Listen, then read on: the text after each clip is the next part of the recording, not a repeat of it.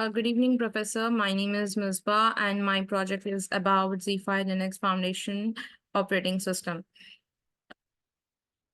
Zephyr is an open source real-time operating system, which is designed to tailor the devices, and it is also designed to control the resources of the embedded system. It is mainly hosted by the Linux Foundation. Zephyr is a core objective which is used to bargain a flexible, secure, and a versatile platform that also supports the development stems, and it also supports the development of Internet of Things and Internet of Things devices and applications. It usually contains a flexible and resilient foundation. Coming to the goals and purposes of the Zephyr is like it provides an open source real time operating system.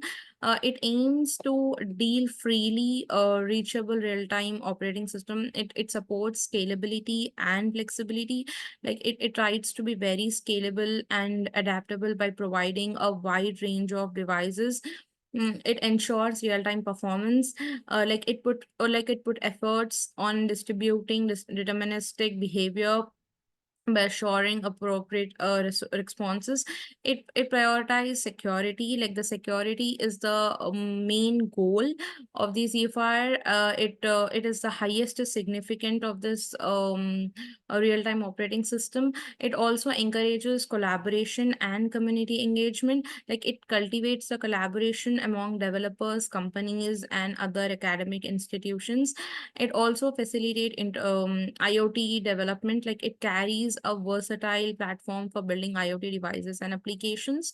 Like a Zephyr, a real-time operating system. When it comes to the Zephyr real-time operating system working, it works on a modular kernel design.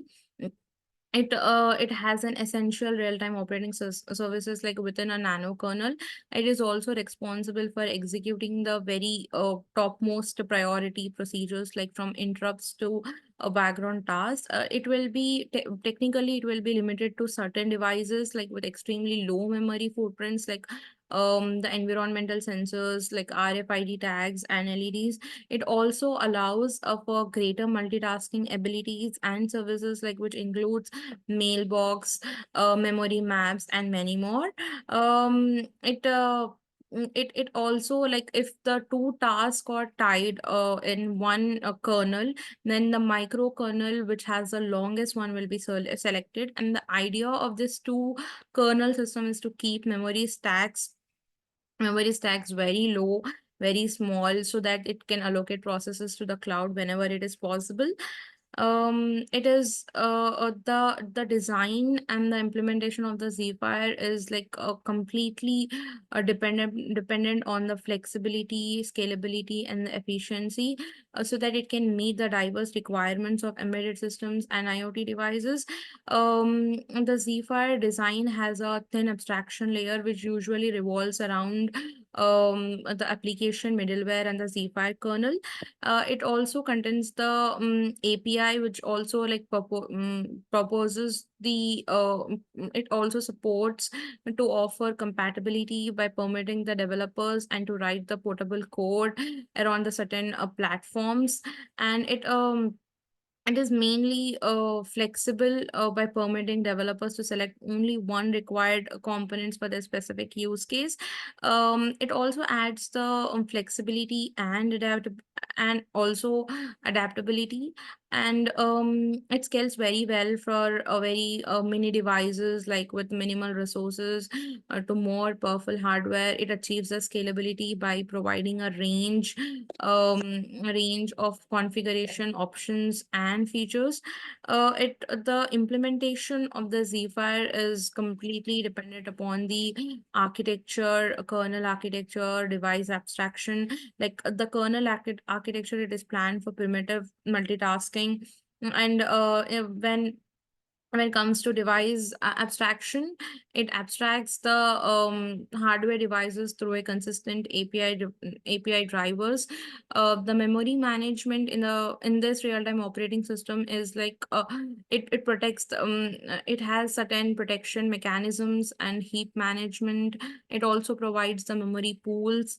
Interrupt handling, it handles the interrupt efficiently by ensuring minimal latency. And networking stack usually contains a lightweight networking support, like with the support of many other protocols. And uh, and the file system, although Zephyr does not comprise a full featured file system, but it offers a file input and output system functionality. Tool chain and build system, it supports various tool chains and uses CMake for to build configuration. When it comes to the modules of the Zephyr, like it is divided into it is mainly divided into three layers, which is completely based on how close a module is to the hardware. The three main modules are kernel layer, operating system services layer, and the application services layer. And so the kernel layer is the backbone of the operating system. Like it includes models for managing low level processes, and operating system services layer, it provides the access to all other common operating system functionalities.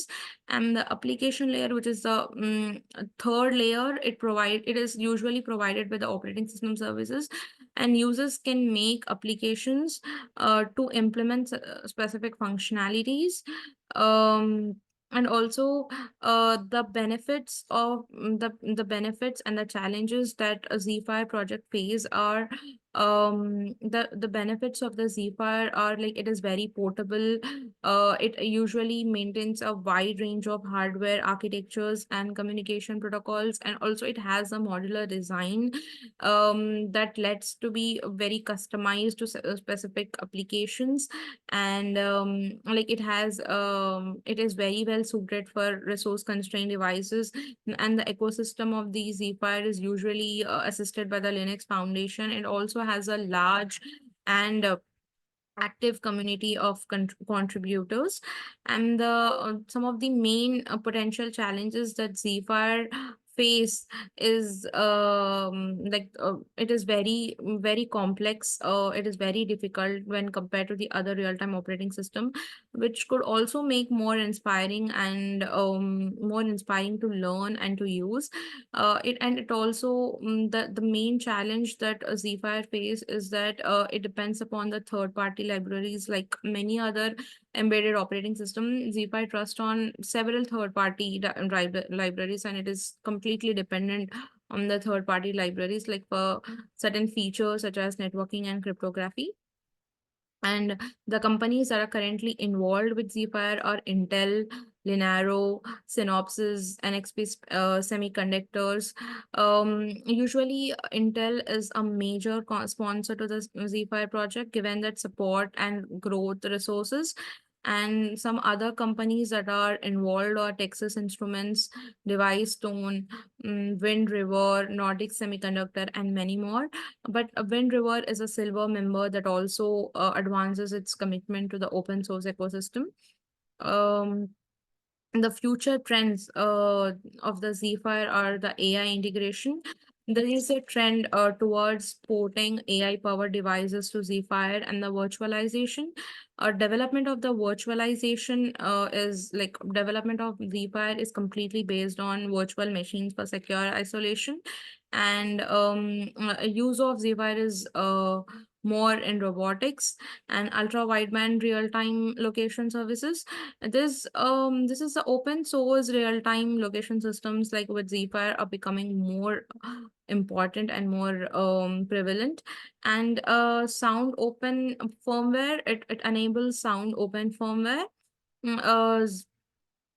Zephyr is one of the most capable open source real-time operating system which is currently available, and it is relatively very young when compared to the other real-time operating system in the market, and it is also very successful due to its well-defined organization, and it also has a very good development structures, and which has a good understanding, which makes it more important for IoT applications.